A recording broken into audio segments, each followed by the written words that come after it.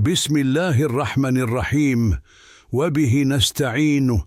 Alhamdulillahi Rabbil Alameen.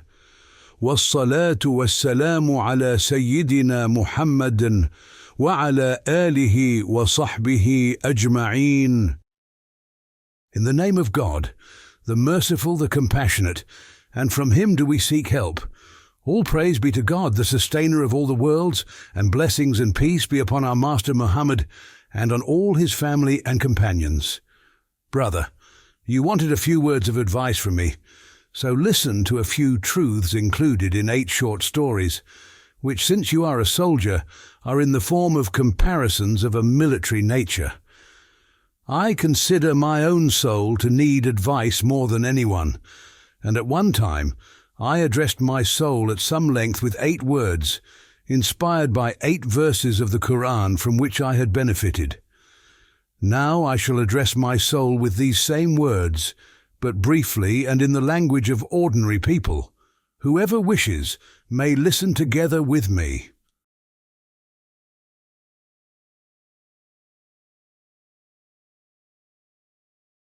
The first word, Bismillah, in the name of God, is the start of all things good. We too shall start with it. Know, O my soul, just as this blessed phrase is a mark of Islam, so too it is constantly recited by all beings through their tongues of disposition. If you want to know what an inexhaustible strength, what an unending source of bounty is Bismillah, listen to the following story, which is in the form of a comparison. It goes like this.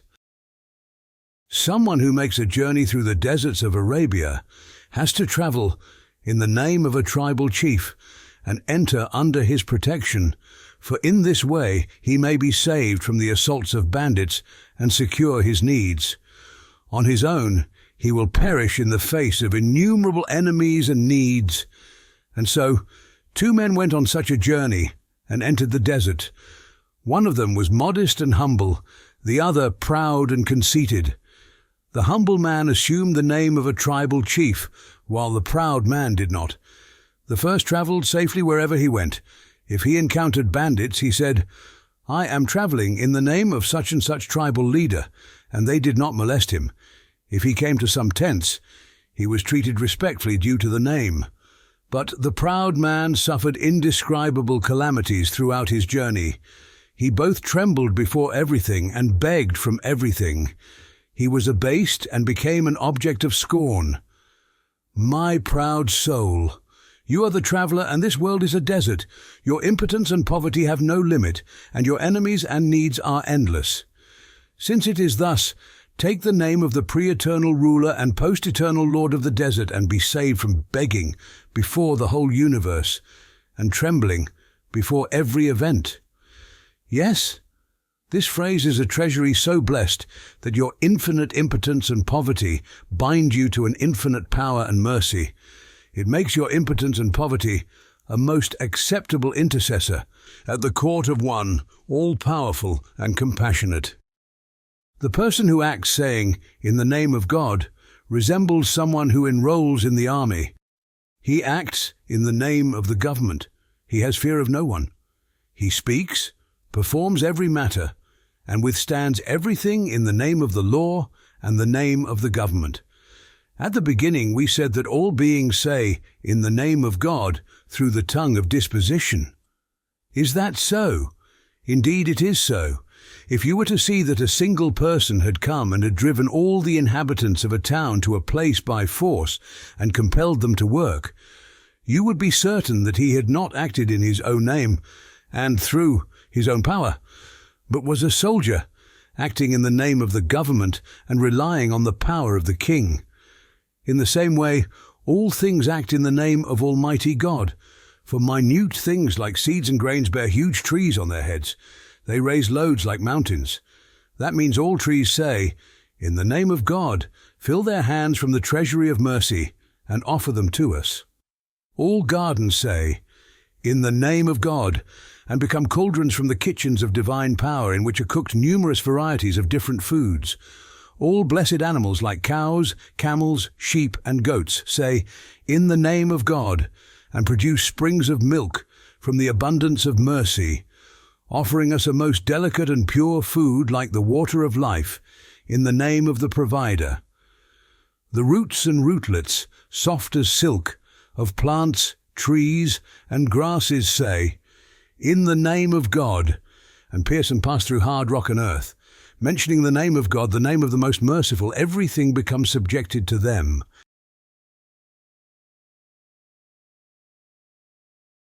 The roots spreading through hard rock and earth, and producing fruits as easily as the branches spread through the air and produce fruits, and the delicate green leaves retaining their moisture for months in the face of extreme heat.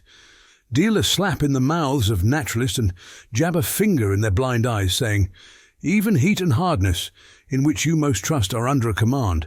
For like the staff of Moses, each of those silken rootlets conforms to the command of فَقُلْنَا اضْرِبْ بِعَصَاكَ الْحَجَرَ. And we said, O Moses, strike the rock with your staff. Qur'an chapter 2 verse 60, and splits the rock, and the delicate leaves fine as cigarette paper recite the verse, Ya naru kuni bardan wa salaman. O fire, be coolness and peace. Qur'an chapter 21 verse 69, against the heat of the fire, each like the members of Abraham, upon whom be peace. Since all things say, in the name of God, and bearing God's bounties in God's name, give them to us, we too should say, in the name of God. We should give in the name of God and take in the name of God, and we should not take from heedless people who neglect to give in God's name. Question: we give a price to people who are like tray bearers. So what price does God want? Who is the true owner? The answer: yes, the price the true bestower of bounties wants in return for those valuable bounties and goods is three things. One is remembrance, another is thanks, and the other is reflection. Saying, in the name of God at the start is remembrance, and all praise be to God at the end is thanks. And perceiving and thinking of those bounties, which are priceless wonders of art, being miracles of power of the unique and eternally besought one, and gifts of his mercy, is reflection. However foolish it is to kiss the foot of a lowly man who conveys to you the precious gift of a king and not to recognize the gift's owner, it is 1,000 times more foolish to praise and love the apparent source of bounties and forget the true bestower of bounties. O my soul, if you do not wish to be foolish in that way, give in God's name, take in God's name, begin in God's name, and act in God's name. And that's the matter in a nutshell.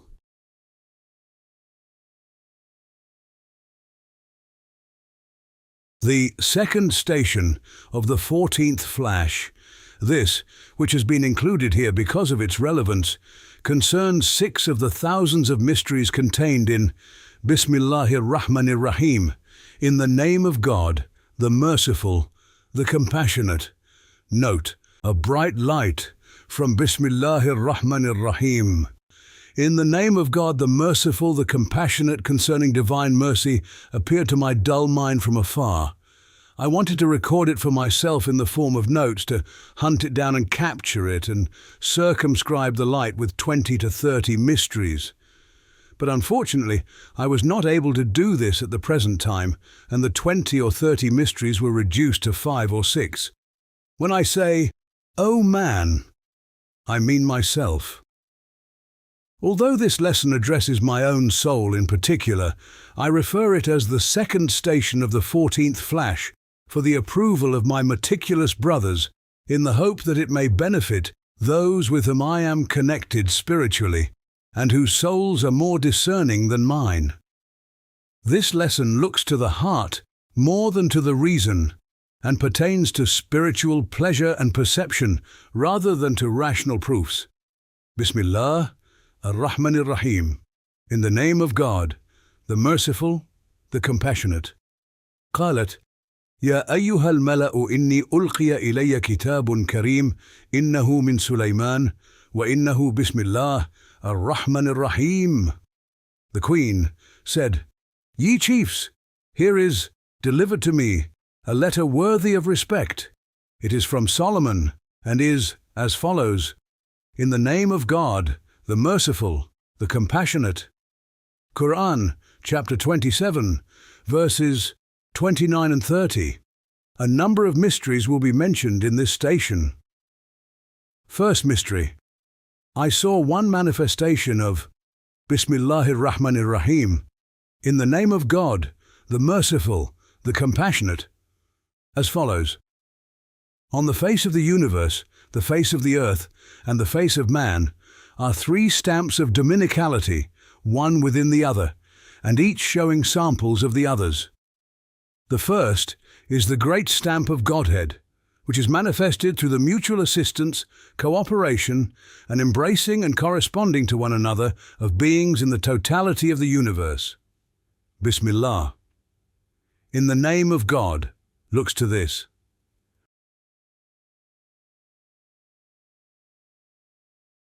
The second is the great stamp of divine mercifulness, which is manifested through the mutual resemblance and proportion, order, harmony, favor, and compassion in the disposal, raising, and administration of plants and animals on the face of the earth.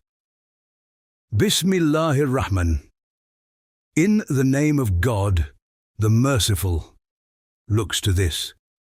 Then is the exalted stamp of divine compassionateness, which is manifested through the subtleties of divine beneficence, fine points of divine clemency, and rays of divine compassion on the face of man's comprehensive nature. Ar-Rahimi, the Compassionate, in Bismillahir-Rahmanir-Rahim. In the name of God, the Merciful, the Compassionate, looks to this. That is to say, Bismillahir-Rahmanir-Rahim.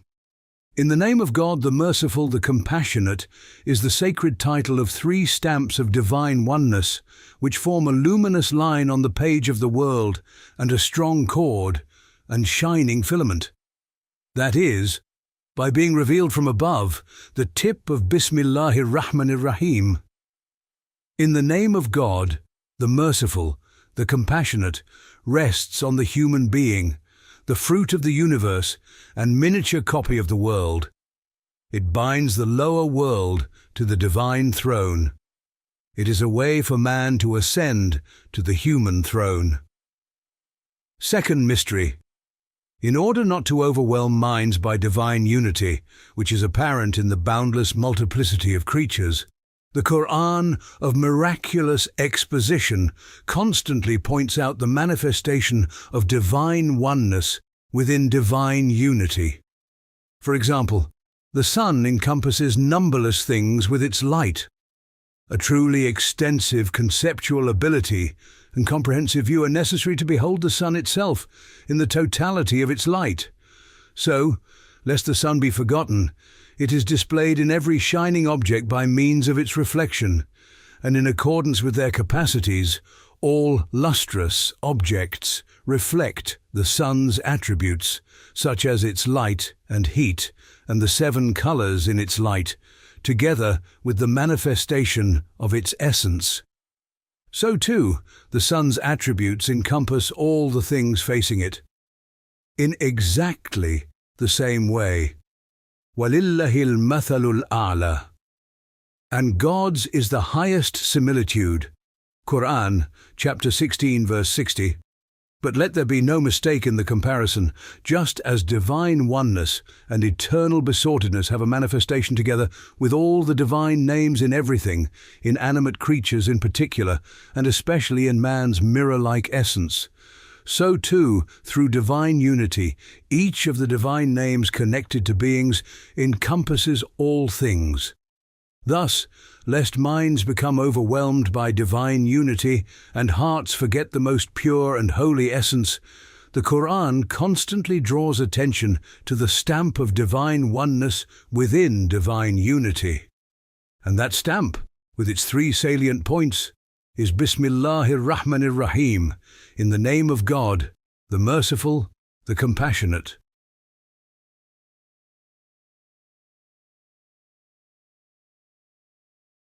Third mystery. What makes this boundless universe rejoice is clearly divine mercy. What illuminates these dark beings is self-evidently divine mercy. What fosters and raises creatures struggling with their endless needs is self-evidently again divine mercy. What causes the whole universe to be turned towards man, like a tree together with all its parts, is turned towards its fruit, and causes it to look to him and run to his assistance, is clearly divine mercy. What fills and illuminates boundless space and the empty, vacant world and makes it rejoice is self-evidently divine mercy. And what designates ephemeral man for eternity and makes him the addressee and beloved of the pre-eternal and post-eternal one is self-evidently divine mercy. O man! Since divine mercy is such a powerful, inviting, sweet, assisting, lovable truth, say, Bismillahir-Rahmanir-Rahim. In the name of God, the Merciful, the Compassionate, adhere to this truth and be saved from absolute desolation and the pains of unending needs. Draw close to the throne of the pre-eternal and post-eternal monarch, and availing yourself of the compassionateness, intercession, and rays of divine mercy, become his addressee, friend, and beloved. All the realms of beings in the universe are purposively gathered around man and are made to hasten to meet all his needs with the utmost order and wisdom, and this clearly arises from one of two situations. Either each realm of beings knows man, obeys him, and runs to help him, which just as it is completely irrational, is also impossible in many respects, or an absolutely impotent being like man has to possess the power of the mightiest absolute sovereign, or this assistance occurs through the knowledge of an absolutely powerful one behind the veil of the universe. That is to say, it is not that the different beings in the universe know man, but that they are the evidences of a knowing, compassionate being who is acquainted with him and knows him. O man, come to your senses. Is it at all possible that the all-glorious one, who causes all the varieties of creatures to turn towards you and stretch out their hands to assist you, and to say, "Here we are, in the face of your needs," is it possible that he does not know you, is not acquainted with you, does not see you? Since he does know you, he informs you through his mercy that he knows you. So you should know him too, and with respect let him know that you know him, and understand with certainty that what subjugates the vast universe to an absolutely weak, absolutely impotent, absolutely needy, ephemeral, insignificant creature like you, and dispatches it to assist you, is the reality of divine mercy, which comprises wisdom, favor, knowledge, and power.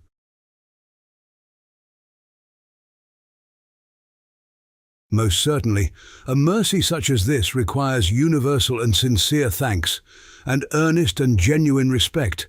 Therefore say, Bismillahir-Rahmanir-Rahim. In the name of God, the Merciful, the Compassionate, which is the interpreter and expression of such sincere thanks and genuine respect. Make it the means of attaining to the mercy and an intercessor at the court of the All-Merciful. The existence and reality of divine mercy are as clear as the sun.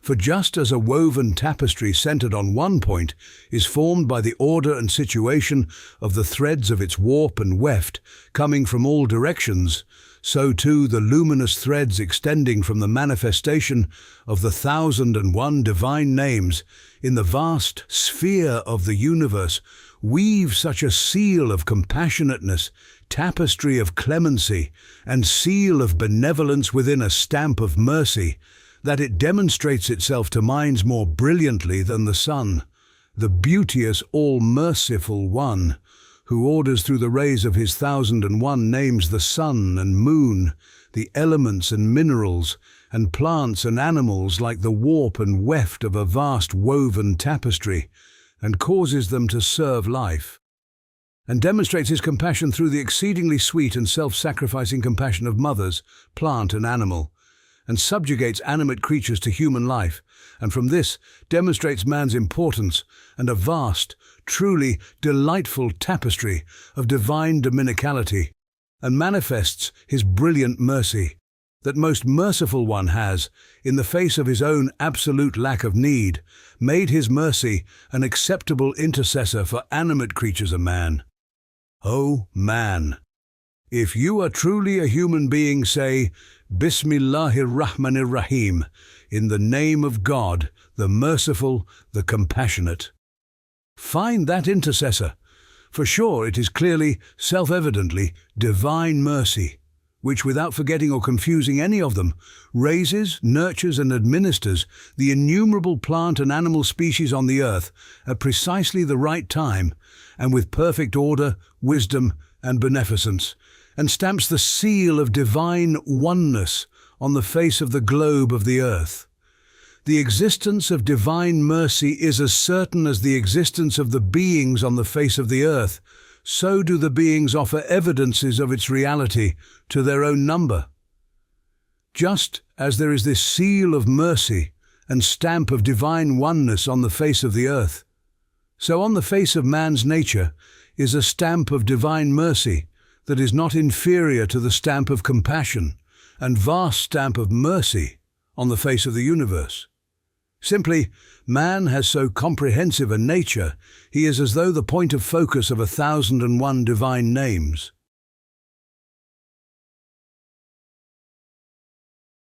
O man, is it at all possible that the one who gives you this face and places such a stamp of mercy and seal of oneness on it would leave you to your own devices, attach no importance to you, pay no attention to your actions, make the whole universe which is turned towards you futile and pointless, and make the tree of creation rotten and insignificant with decayed fruit? Would he cause his mercy to be denied, although it is as obvious as the sun, as well as his wisdom, which is as clear as daylight, and neither of which can in any way be doubted, nor are in any way deficient? God forbid. O man, understand that there is a way to ascend to the throne of divine mercy, and that is Bismillahir-Rahmanir-Rahim. In the name of God, the Merciful, the Compassionate. If you want to understand the importance of this ascent, look at the beginning of the 114 surahs of the Qur'an of miraculous exposition, and at the beginnings of all estimable books, and at the start of all good works.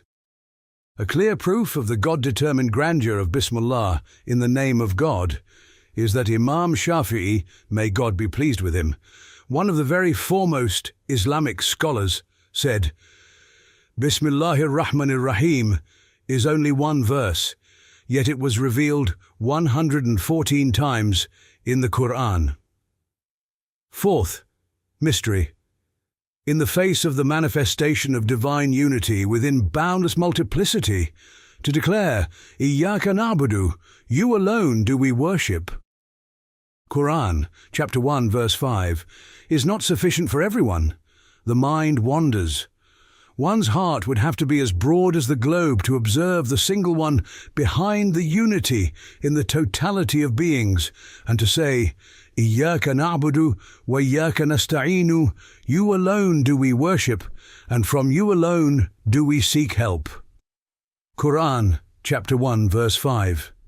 In consequence, so that the seal of divine oneness should be apparent on all species and realms of beings, just as it is shown clearly on individual objects, and that they should call to mind the single one, it is shown within the stamp of divine mercy. Thus, everyone, at every level, may turn to the most pure and holy one, and declaring, Iyyaka na'budu wa iyyaka nasta'inu, you alone do we worship, and from you alone do we seek help, address him directly. It is in order to express this mighty mystery and clearly point out the seal of divine oneness that the all-wise Qur'an suddenly mentions the smallest sphere and most particular matter when describing the vastest sphere of the universe, for example, the creation of the heavens and the earth. That is, so that the mind does not wander, nor the heart drown, and the spirit may find its true object of worship directly, while mentioning the creation of the heavens and earth. It opens a discussion of man's creation and voice, and the subtle details of the bounties and wisdom in his features, for example. This truth is demonstrated in miraculous fashion by the verse, وَمِنْ آيَاتِهِ خَلْقُ السَّمَاوَاتِ وَالْأَرْضِ وَاخْتِلَافُ أَلْسِنَتِكُمْ وَأَلْوَانِكُمْ. And among his signs is the creation of the heavens and the earth, and the variations in your languages and in your colors. Qur'an, chapter 30, verse 22.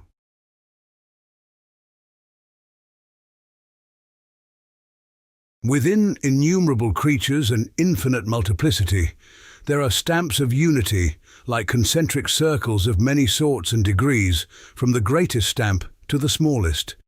But however clear the unity, it is still unity within multiplicity. It does not truly address observers. Hence, there has to be the stamp of divine oneness behind unity, so that unity does not call to mind multiplicity, and before the most pure and holy one, a way may be opened up to the heart directly. Furthermore, a truly captivating design, shining light, agreeable sweetness, pleasing beauty, and powerful truth, which is the stamp of divine mercy and seal of divine compassion, has been placed on the stamp of divine oneness in order to direct gazes towards it and attract hearts. Yes, it is the strength of that mercy that attracts the gazes of conscious beings, draws them to it, and causes them to reach the seal of oneness and to observe the single one, and from that to truly manifest the address of Iyyaka na'budu wa Iyyaka nasta'in. You alone do we worship, and from you alone do we seek help. It is because Bismillahir-Rahmanir-Rahim, in the name of God, the Merciful, the Compassionate, is the index of Surah Al-Fatiha and a concise summary of the Qur'an, that it is the sign and interpreter of this mighty mystery. The person who clasps it may travel through the levels of divine mercy, and the person who causes this interpreter to speak may learn about the mysteries of divine mercy and behold the lights of divine compassion and pity. Fifth, mystery. There is a hadith which goes something like this: Inna Allaha khalaqa al-insana ala surati ar-Rahmani. God created man in the form of the most merciful. It has been interpreted by some Sufis in an extraordinary way, unfitting for the tenets of belief. Some of them who were ecstatics even considered man's spiritual nature to be in the form of the All-Merciful. Since ecstatics are mostly immersed in contemplation and confused, they may be excused in holding views contrary to reality. But on consideration, people in their right senses cannot accept ideas of theirs that are contrary to the fundamentals of belief. If they do, they are in error. Indeed, the most pure and holy deity, who administers with order the whole universe as though it were a palace or house, and spins the stars as though they were particles, and causes them to travel through space with wisdom and ease, and employs minute particles as though they were orderly officials, has no partner, match, opposite, or equal. So too, according to the meaning of the verse, لَيْسَ كَمِثْلِهِ شَيْءٌ وَهُوَ السَّمِيعُ الْبَصِيرُ. There is nothing whatever like unto him, and he hears and sees all things. Qur'an, chapter 42, verse 11. He has no form, like, or peer, and there is nothing resembling him or similar to him. However, according to the meaning of the following verse and its parabolic comparison, وَلَهُ الْمَثَلُ الْأَعْلَى فِي السَّمَاوَاتِ وَالْأَرْضِ وَهُوَ الْعَزِيزُ الْحَكِيمُ. And his is the highest similitude in the heavens and the earth, and he is exalted in might, full of wisdom. Qur'an, chapter 30, verse 27. His actions, attributes, and names may be considered. That is to say, allegory and comparison may be used in connection with his actions. One of the many things intended by the above-mentioned hadith is, man is in a form that displays the divine name of All Merciful in its entirety. Yes, as we explained before, the divine name of All Merciful is manifested through the rays of 1,001 names on the face of the universe, and is apparent through the innumerable manifestations of God's absolute dominicality on the face of the earth. Similarly, its complete manifestation is apparent in a small measure in man's comprehensive form, the same as on the faces of the earth and universe. The hadith suggests also that the evidences of the necessarily existent one offered by such proofs, mirrors, and manifestations of the most merciful as animate creatures and human beings are so certain, clear, and obvious that just as it may be said of a shining mirror which reflects the image of the sun, that mirror is the sun, indicating the clarity of its brilliance and evidence, so it has been said, and may be said, man is in the form of the All-Merciful One, indicating the clarity of his evidence and completeness of his relation. It is in consequence of this mystery that the more moderate of those who believed in the unity of existence said, "There is no existent but He," as a way of expressing the clarity of this evidence and perfection of the relation. Allahumma ya Rahmanu ya Rahimu bihaqqi Bismillah ar-Rahman ar-Rahim irhamna kama yaliqu birahimiyatika wa fahimna asrara Bismillah ar-Rahman ar-Rahim kama yaliqu birahmaniyatik. Ameen. O God, O most merciful, most compassionate, for the sake of, in the name of God, the merciful, the compassionate, have mercy on us as befits your compassionateness, and allow us to understand the mysteries of, in the name of God, the merciful, the compassionate, as befits your mercifulness. Amen.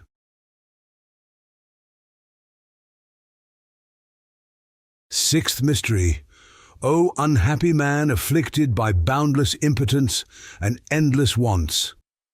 See from the following how valuable and acceptable an intercessor is divine mercy, for it is a way to know the all-glorious sovereign in whose army both the stars and minute particles serve together in perfect order and obedience, the glorious monarch of pre-eternity and post-eternity, who is self-sufficient and utterly without need. He is rich without limit and in no way in need of the universe and its beings. The whole cosmos is under His command and direction, utterly obedient beneath His majesty and grandeur, submissive before His sublimity. That is divine mercy for you, O man. It raises you to the presence of the one who lacks all need, the eternal sovereign, and makes you His friend, addressee, and well-loved servant. But just as you cannot reach the sun and are far from it, although it fills your mirror with its light, reflection, and manifestation, and you can in no way draw near to it, in the same way you are infinitely distant from the most pure and holy one, the Son of pre-eternity and post-eternity, and cannot draw near to Him, but the light of His mercy brings Him nearer to us.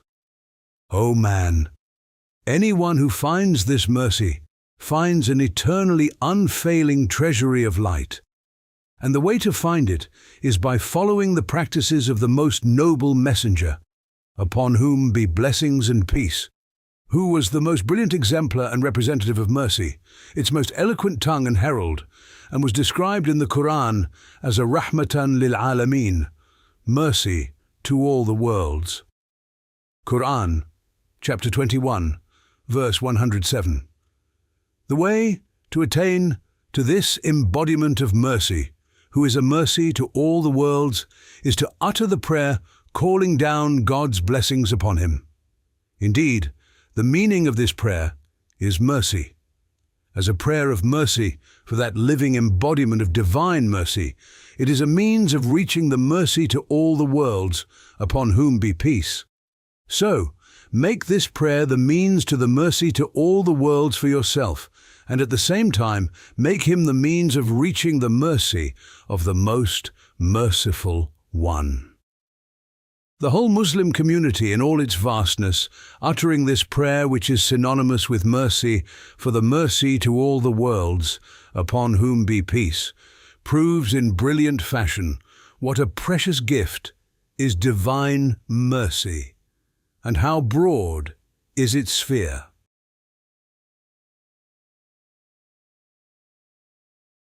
To conclude, just as the most precious jewel in the treasury of mercy is the Prophet Muhammad, upon whom be blessings and peace, its doorkeeper, so is its first key, in the name of God, the Merciful, the Compassionate, and its most easy key, the prayer for the Prophet, upon whom be peace. Allahumma bihaqqi asrari bismillahir rahmanir rahim. صل وسلم على من أرسلته رحمة للعالمين كما يليق برحمتك وبحرمته وعلى آله وأصحابه أجمعين وارحمنا رحمة تغنينا بها عن رحمة من سواك من خلقك آمين.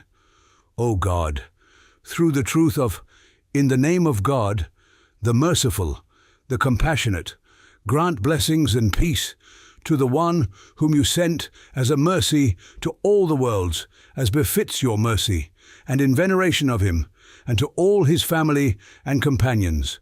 And grant us mercy so as to make us free of want for the mercy of any other than you from among your creatures at you. Amen. Subhanaka la ilma lana illa ma 'allamtana, innaka antal alimul hakimu. Glory be unto you. We have no knowledge save that which you have taught us. Indeed, you are all-knowing, all-wise. Qur'an, chapter 2, verse 32.